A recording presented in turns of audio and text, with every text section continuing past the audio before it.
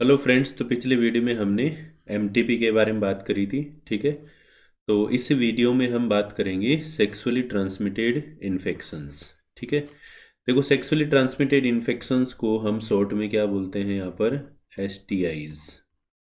एसटीआईज, है ना।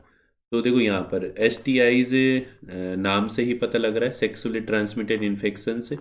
ये जो इन्फेक्शंस हैं ये जनरली किसके द्वारा ट्रांसफ़र होती है? एक पर्सन से दूसरे पर्सन में सेक्सुअल इंटरकोर्स से। ठीक है। और ये जो डिजीजेज हैं इनके अदर नेम्स क्या हैं? जो एसटीआईज हैं इसके अदर नेम्स क्या है यहाँ पर? जैसे कि यहाँ पर है आपके सेक्सुअली ट्रांसमिटेड डिजीजेज, है ना। Sexually transmitted diseases. डिजीजेज। ठीक है। तो सेक्सुअली ट्रांसमिटेड डिजीजेज को हम शॉर्ट में क्या बोलते हैं यहाँ पर? एसटीडीज, है ना। इसको क्या बोलते हैं? एसटीडीज। और इसके अलावा और अदर नेम क्या है यहाँ पर? जैसे कि आपके वेनेरियल डिजीजेज, है ना। क्या है? Venereal diseases. ठीक है। और वेनेरियल डिजीजेज को हम क्या बोलते हैं शॉर्ट में? वीडी। ठीक है। हाँ। और इसके अलावा यहाँ पर और क्या नाम है इसमें? Reproductive tract infections. Reproductive tract infections. Reproductive tract infections. ठीक है। तो ये इसके नाम हैं अलग, एसटीआईज के। ठीक है। और रिप्रोडक्टिव ट्रैक्ट इन्फेक्शंस को हम क्या बोलते हैं शॉर्ट में? आरटीआई, है ना। आरटीआई। हम्म। अब देखो यहाँ पर क्या अलग अलग नाम क्या है यहाँ पर? Sexually transmitted diseases, venereal diseases, या फिर रिप्रोडक्टिव ट्रैक्ट इन्फेक्शंस। ठीक है। ये अदर नेम्स हैं। अब देखो यहाँ पर जो सेक्सुअली ट्रांसमिटेड इन्फेक्शंस हैं उसके हम एग्जाम्पल्स की बात करते हैं। तो इसके जो एग्जाम्पल्स हैं वो कौन कौन से हैं यहाँ पर? जैसे कि यहाँ पर आपके जेनाइटल हर्पीज, है ना। जेनाइटल हर्पीज है। ठीक है। जेनेटल हर्पीस के अलावा और क्या है यहाँ पर? जैसे हेपेटाइटिस बी। Hepatitis B. ठीक है। हेपेटाइटिस बी है। इसके अलावा और क्या है यहाँ पर? एचआईवी। ठीक है। एचआईवी या हम बोल सकते हैं एड्स। ठीक है। और इसके बाद में और क्या है यहाँ पर? जेनाइटल वार्ड्स, है ना। Genital wards. ठीक है। और इसके अलावा और क्या है यहाँ पर? क्लेमाइडियसिस। क्लेमाइडियसिस। ठीक है। और इसके अलावा और क्या है यहाँ पर? ट्राइकोमोनियसिस। ट्राइकोमोनियसिस। ठीक है। एटसेट्रा। तो ये जो सारी डिजीजेज हैं ये क्या है यहाँ पर? आपके सेक्सुअली ट्रांसमिटेड डिजीजेज। इसमें एक और ऐड हम कर सकते हैं यहाँ पर, सिफिलिस। ठीक है। सिफिलिस। तो देखो यहाँ पर ये बहुत सारी डिजीजेज हैं। जेनाइटल हर्पीज है, हेपेटाइटिस बी है, एचआईवी या एड्स है, जेनाइटल वार्ड्स है, क्लेमाइडियसिस है, ट्राइकोमोनियसिस है, सिफिलिस है।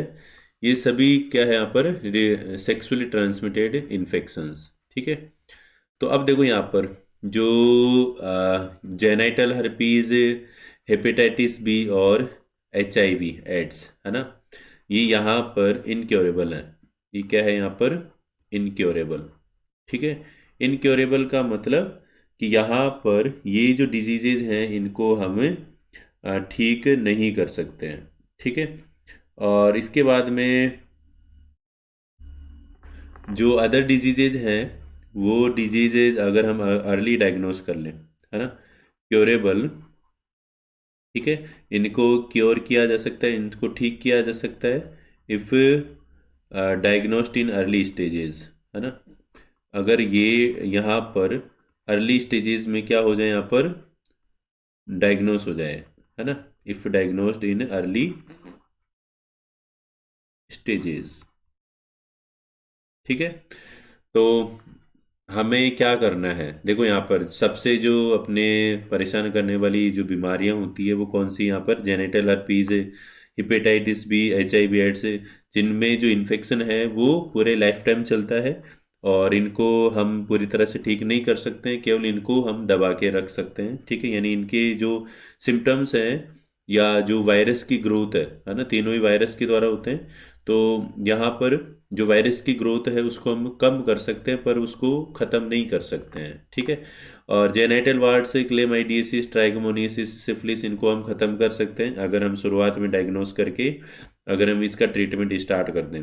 ठीक है, अब यहाँ पर दिक्कत क्या आती है कि यहाँ पर जो अर्ली डायग्नोस है वो किसकी वजह से बच जाता है, सोशल स्टिग्मा, है ना, जो सामाजिक कलंक है कि भाई अगर किसी को पता लग गया कि भाई मेरे तो सेक्सुअली ट्रांसमिटेड डिजीजेज हैं, है ना, तो लोग मेरे को क्या कहेंगे। ठीक है, तो ये कुछ थिंकिंग्स हैं सामाजिक कलंक वाली, जो कि उस व्यक्ति के दिमाग में आती है और वो इनका जो अर्ली डायग्नोसिस है वो नहीं करवाता है। ठीक है, और अगली डायग्नोसिस नहीं होगा तो फिर क्या होगा, वहाँ पर जो ये बीमारियां हैं ये बाद में यहाँ पर ज़्यादा इन्फेक्शियस हो जाती हैं, ज़्यादा बॉडी में फैलने लगती हैं और फिर इनको ठीक करना और भी ज़्यादा मुश्किल होता है। ठीक है, तो क्या करना है हमें, इसने डिजीजेस को हम शुरुआत में ही डायग्नोस करना है, पता करना है शुरुआती स्टेजेस में। ठीक है, तो अब देखो यहाँ पर अगर हम इनके सिम्टम्स की बात करें, है ना, अगर हम अर्ली सिम्टम्स की बात कर लें, है ना, अर्ली सिम्टम्स। ठीक है, अर्ली सिम्टम्स यहाँ पर क्या होने वाले हैं, जैसे कि हम बात करें इचिंग। ठीक है, इचिंग हो सकती है ना, और इसके अलावा और क्या हो सकता है यहाँ पर, जैसे कि इचिंग और इन्फ्लेमेशन, है ना, सूजन आना। ठीक है, कहाँ पर सूजन आएगी, जो ये जेनेटल एरिया है वहाँ पर। ठीक है, और इसके अलावा फ्लूइड डिस्चार्ज, है ना, फ्लूइड डिस्चार्ज। ठीक है, फ्रॉम जेनाइटल्स, फ्रॉम जेनाइटल्स। ठीक है, और इसके बाद में ये अपने जो इचिंग और इन्फ्लेमेशन है ये कहाँ पर हो रहे हैं, एट जेनाइटल्स। ठीक है, जो जेनेटल्स हैं वहाँ पर इन्फ्लेमेशन होना, सूजन होना या इचिंग होना। ठीक है, और फ्लूइड डिस्चार्ज होना जेनेटल्स से, ये इसमें अर्ली सिम्टम्स हैं। और इसके अलावा और क्या है यहाँ पर, स्लाइट पेन, है ना, हल्का फुल्का दर्द होना। ठीक है, तो ये भी क्या है यहाँ पर, सिम्टम्स। ठीक है, तो ये शुरुआती सिम्टम्स हैं जो माइल्ड सिम्टम्स होते हैं, जिनको कि जो व्यक्ति है वो यहाँ पर इग्नोर करता है। ठीक है, अब इनको इग्नोर नहीं करना है और हमें क्या करना है, अगर ऐसे अगर कोई सिम्टम्स दिखते हैं तो हमें डॉक्टर के पास जाकर उसकी जांच करवानी चाहिए, डॉक्टर से कंसल्ट करना चाहिए। ठीक है, और उसके अकॉर्डिंग हमें मेडिसिन से स्टार्ट करनी चाहिए। ठीक है, तो आगे हमें जो ये STIs हैं इनकी कॉम्प्लिकेशंस से बच सकते हैं। ठीक है, अब क्या होता है, अगर हमने अर्ली स्टेज में डायग्नोस नहीं करवाया, ठीक है, तो यहाँ पर अब इनसे क्या है, कॉम्प्लिकेशंस होने वाली है। ठीक है, तो क्या कॉम्प्लिकेशंस होती हैं अगर हम इनकी बात करें, है ना, कॉम्प्लिकेशंस क्या होती हैं यहाँ पर, जैसे कि यहाँ पर पेल्विक इन्फ्लेमेटरी डिजीजेज, है ना, पेल्विक इन्फ्लेमेटरी डिजीजेज। ठीक है, जो पेल्विक इन्फ्लेमेटरी डिजीजेज हैं वो हो सकती हैं, यानी जो पेल्विक रीजन है वहाँ पर दर्द रहना, सूजन रहना बार बार। ठीक है, ऐसा हो सकता है। और इसके अलावा और क्या हो सकता है यहाँ पर, जैसे कि अबॉर्शंस, है ना, अबॉर्शंस हो सकते हैं। ठीक है, बच्चा जैसे प्रेगनेंसी, फीमेल प्रेग्नेंट हुई और वहाँ पर जैसे 4-5 महीने का बच्चा हुआ और वो मर गया, उसकी डेथ हो गई। ठीक है, तो ऐसा क्यों हो रहा है यहाँ पर, इन डिजीजेस की वजह से। ठीक है, तो ऐसा हो सकता है अगर यहाँ पर शुरुआत में डायग्नोस नहीं करवाए और फिर लंबे समय तक चले बीमारी। ठीक है, और यहाँ पर क्या हो सकता है, स्टिल बर्थ्स, है ना, स्टिल बर्थ्स। स्टिल बर्थ्स का मतलब मरे हुए बच्चे का पैदा होना। ठीक है, तो ये भी यहाँ पर इन बीमारियों की वजह से हो सकता है। ठीक है, और यहाँ पर क्या हो सकता है, जैसे कि हम अगली बात करें तो एक्टोपिक प्रेगनेंसीज, है ना, एक्टोपिक प्रेगनेंसीज। ठीक है, एक्टोपिक प्रेगनेंसीज का मतलब क्या होता है यहाँ पर? जो प्रेगनेंसी है, यानी यहाँ पर प्रेगनेंसी कब होती है? जब इम्प्लांटेशन होता है। ठीक है, तो जब एक्टोपिक प्रेगनेंसी होगी तो वहाँ पर जो एम्ब्रियो है वो यूटेरस में इम्प्लांट होने की बजाय फैलोपियन ट्यूब में इम्प्लांट हो जाता है। ठीक है, अब फैलोपियन ट्यूब में इम्प्लांट हो रहा है तो वहाँ पर कोई फंक्शन नहीं है, उसका कोई रोल नहीं है। ठीक है, तो अगर आगे डेवलपमेंट होना है बच्चे का तो उसको कहाँ पर इम्प्लांट होना चाहिए? यूटेरस में। और जबकि वो कहाँ पर हो रहा है? फैलोपियन ट्यूब में। ठीक है, तो इस तरह से वहाँ पर जो बच्चा है उसके ग्रोथ नहीं होगी, डेवलपमेंट नहीं होगा एक्टोपिक प्रेगनेंसी से। ठीक है, और अबॉर्शन के चांसेस बढ़ जाते हैं। ठीक है, और इसके बाद में और क्या है यहाँ पर? इनफर्टिलिटी। ठीक है, और अगर हम अगले की बात करें तो और क्या है यहाँ पर? इनफर्टिलिटी। इनफर्टिलिटी यानी जो मेल या फीमेल है वो इनफर्टाइल हो सकते हैं, वो आगे रिप्रोड्यूस नहीं कर सकते, बच्चा पैदा नहीं हो सकता। क्यों नहीं?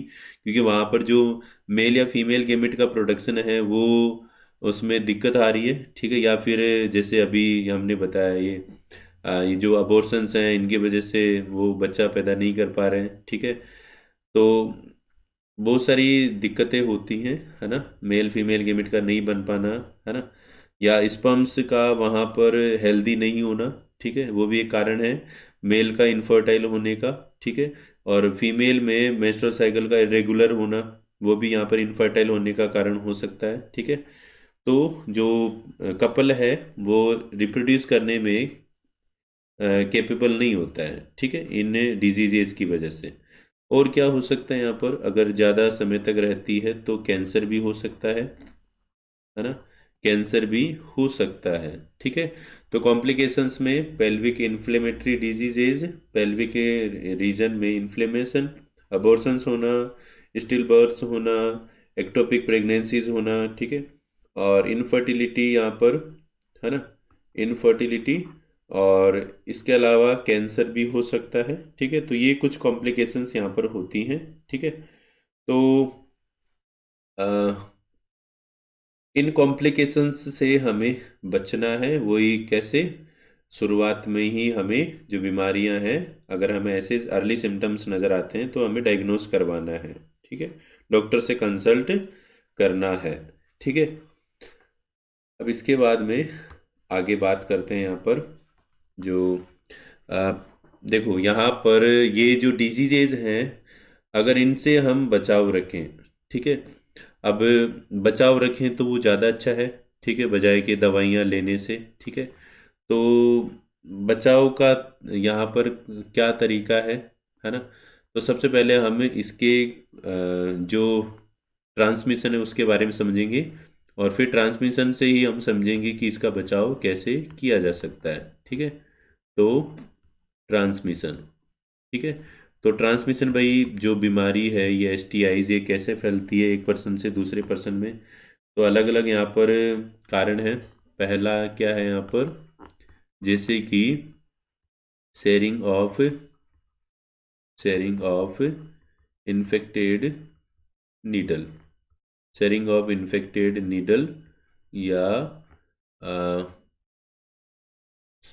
सिरिंज, है ना? सिरिंज हो सकता है, या यहाँ पर सर्जिकल इंस्ट्रूमेंट्स। ठीक है, अगर इनकी यहाँ पर शेयरिंग होती है। ठीक है, तो शेयरिंग में क्या है भाई? विद इन्फेक्टेड पर्सन, है ना? With infected person. ठीक है, इन्फेक्टेड पर्सन से अगर हम इनकी शेयरिंग करते हैं तो उस कंडीशन में जो यहाँ पर जो पैथोजन है वो एक पर्सन से दूसरे पर्सन में जा सकता है। ठीक है, क्योंकि यहाँ पर जो सर्जिकल इंस्ट्रूमेंट्स है वो ब्लड के कांटेक्ट में आते हैं। इन्फेक्टेड नीडल अगर हम यूज़ करते हैं वो भी ब्लड के कांटेक्ट में आती है, और जो सिरिंज है वो भी ब्लड के कांटेक्ट में आएगी। तो उससे क्या होगा? जो पैथोजन है वो अपने डायरेक्ट ब्लड में एंटर कर सकता है, और उससे क्या होगा? वहां पर जैसे ही वो एंटर करता है तो फिर आगे वही ये जो डिजीजेज हैं इनके चांस बढ़ जाते हैं। ठीक है, इसके बाद में यहाँ पर ट्रांसफ्यूजन ऑफ ब्लड, है ना, ट्रांसफ्यूजन ऑफ ब्लड, ठीक है, transfusion of blood from infected person, है ना, इन्फेक्टेड पर्सन से अगर ब्लड का ट्रांसफ्यूजन हो जाए, ठीक है, इन्फेक्टेड पर्सन से अगर ब्लड यहाँ पर दूसरे व्यक्ति में चढ़ा दिया जाए तो उस कंडीशन में भी ये डिजीजेज हो सकती हैं, क्योंकि ब्लड के अंदर जो इन्फेक्टेड पर्सन है उसके ब्लड के अंदर क्या है, वो पैथोजेंस हैं, और पैथोजन से अब हेल्दी पर्सन में जा रहे हैं ब्लड के द्वारा, क्योंकि ब्लड चढ़ाया जा रहा है, और वहां पर जाकर क्या करेंगे, दूसरे पर्सन में डिजीज कोज करेंगे, ठीक है। इसके बाद में जो अगला है यहाँ पर, जो इन्फेक्टेड मदर है उससे भी जा सकता है ना, from infected mother to child, ठीक है, इन्फेक्टेड मदर से चाइल्ड में भी यहाँ पर ट्रांसफर हो सकती है, उसके मिल्क के द्वारा भी हो सकती है, या जब फीटस यहाँ पर यूटेरस के अंदर रहेगा तो उस समय भी यहाँ पर ये जो पैथोजन से ट्रांसफर हो सकते हैं, ठीक है, या डिलीवरी के समय पैथोजन ट्रांसफर हो सकता है, ठीक है। इसके बाद देखो आगे और क्या है यहाँ पर, सबसे जो कॉमन है वो क्या है यहाँ पर, सेक्सुअल इंटरकोर्स, है ना, sexual intercourse, sexual intercourse with infected person, with infected person, ठीक है, इन्फेक्टेड पर्सन से यहाँ पर अगर सेक्सुअल इंटरकोर्स हो जाए तो उस इन्फेक्टेड पर्सन में देखो सेक्सुअल इंटरकोर्स के दौरान क्या होगा, वहाँ पर जो हेल्दी पर्सन है, हेल्दी पर्सन के जो यहाँ पर रिप्रोडक्टिव ऑर्गन्स हैं यानी जेनाइटल्स हैं, जैसे कि फीमेल में वेजाइना है और मेल में पेनिस है, ठीक है, तो अगर दोनों में से कोई सा भी इन्फेक्टेड होगा तो वहाँ पर मेल के पेनिस से जो फ्लूइड डिस्चार्ज होगा, ठीक है, जो सीमन होगा वो जैसे ही वेजाइना के कांटेक्ट में आता है तो उस कंडीशन में वहाँ पर जो फीमेल है उसमें क्या हो जाएगा, वहाँ पर जो पैथोजन है वो ट्रांसफर हो जाएगा। या इसके अलावा अगर फीमेल वहाँ पर इन्फेक्टेड है तो फीमेल में जो वेजाइना से फ्लूइड डिस्चार्ज होता है ना, उस फ्लूइड में क्या होता है, वही पैथोजेंस, और उनके कांटेक्ट में यहाँ पर कौन आएगा, पेनिस, ठीक है, वेजाइना की फ्लूइड के कांटेक्ट में ड्यूरिंग द सेक्सुअल इंटरकोर्स, और वेजाइना के फ्लूइड के कांटेक्ट में आने से जो पैथोजेंस है वो किस में ट्रांसफर हो जाएंगे, वहाँ पर पेनिस में अंदर चले जाएंगे, ठीक है। तो यहाँ पर डायरेक्ट बॉडी के कांटेक्ट होने से, है ना, मेल और फीमेल रिप्रोडक्टिव के कांटेक्ट में आने से क्या होता है, जो पैथोजन है वो इन्फेक्टेड पर्सन से हेल्दी पर्सन में जा सकता है, ठीक है।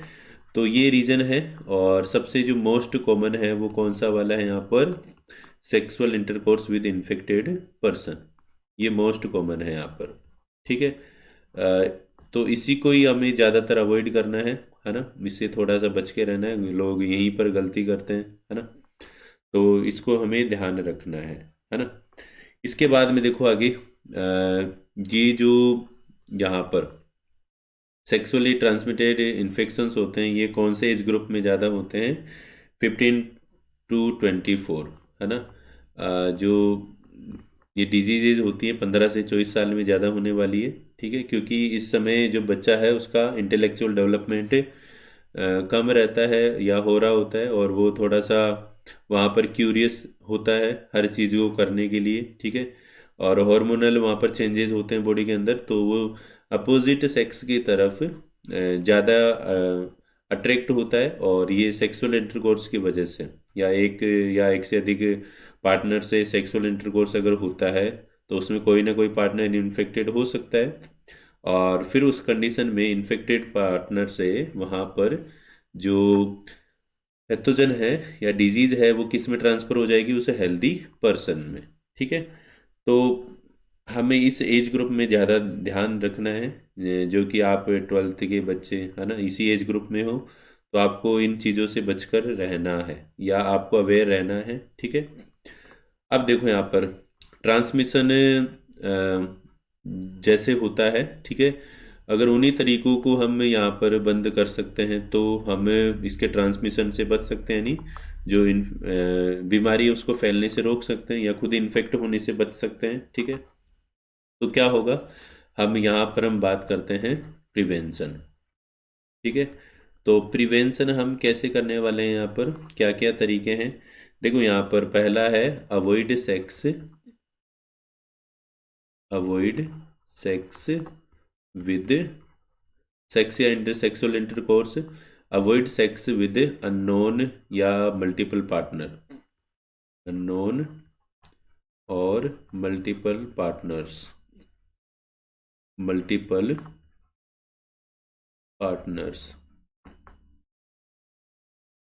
ठीक है, जो मल्टीपल पार्टनर्स हैं, है ना, एक से ज़्यादा पार्टनर के साथ सेक्स अवॉइड करना है। ठीक है, या कोई अननोन पर्सन है उसके साथ भी सेक्स नहीं करना है, क्योंकि हमें पता नहीं है वहाँ पर कि अननोन पर्सन है उसमें बीमारी है या नहीं है, हमारे लिए वो अनजान है। ठीक है, और मल्टीपल पार्टनर्स में क्या होता है, किसी ना किसी एक में डिजीज हो सकती है और फिर वो इन्फेक्टेड पर्सन से हेल्दी पर्सन में ट्रांसफ़र हो जाएगी। ठीक है, इसके बाद देखो आगे, यूज ऑफ कॉन्डम, है ना, यूज ऑफ कॉन्डम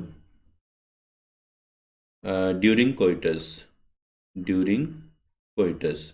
ठीक है, कोइटस के दौरान या जो सेक्सुअल इंटरकोर्स है, सेक्स के दौरान हमें किसका यूज़ करना है यहाँ पर, कॉन्डम का। ये हमने पहले ही बात कर ली है। ठीक है, वेरियर मेथड्स ऑफ कॉन्ट्रासेप्शन, है ना, तो उसमें कॉन्डम आता है, तो वो एक लेयर क्रिएट कर देता है यहाँ पर जो मेल रिप्रोडक्टिव पार्ट और फीमेल रिप्रोडक्टिव पार्ट के बीच में, जिससे कि दोनों के जो रिप्रोडक्टिव सिस्टम है वो डायरेक्ट कांटेक्ट में नहीं आते हैं, और जो भी वहाँ पर पैथोजन है वो ट्रांसफर नहीं हो पाएगा इन्फेक्टेड पर्सन से हेल्दी पर्सन में। ठीक है, इसके बाद में जो अगला है यहाँ पर अर्ली डायग्नोसिस। ठीक है, अगर मान लो कि भाई हो भी जाए, है ना, तो अर्ली डिटेक्शन करना चाहिए यहाँ पर। ठीक है, क्या करना चाहिए यहाँ पर, अर्ली डिटेक्शन, और इसके बाद में और क्या करना है, अर्ली डिटेक्शन के बाद में फिर इसका यहाँ पर ट्रीटमेंट। ठीक है, तो शुरुआत में अगर हम डिटेक्शन कर लें फिर उसका ट्रीटमेंट हम कर लें तो हम इन बीमारी से भी बच सकते हैं, इन्फेक्शन से आगे उसकी जो कॉम्प्लिकेशंस है उससे बच सकते हैं और बीमारी को ठीक कर सकते हैं। ठीक है, तो ये अपना टॉपिक कंप्लीट हुआ, और नेक्स्ट टॉपिक में हम बात करेंगे यहाँ पर इनफर्टिलिटी। ठीक है, तो मिलते हैं नेक्स्ट वीडियो में।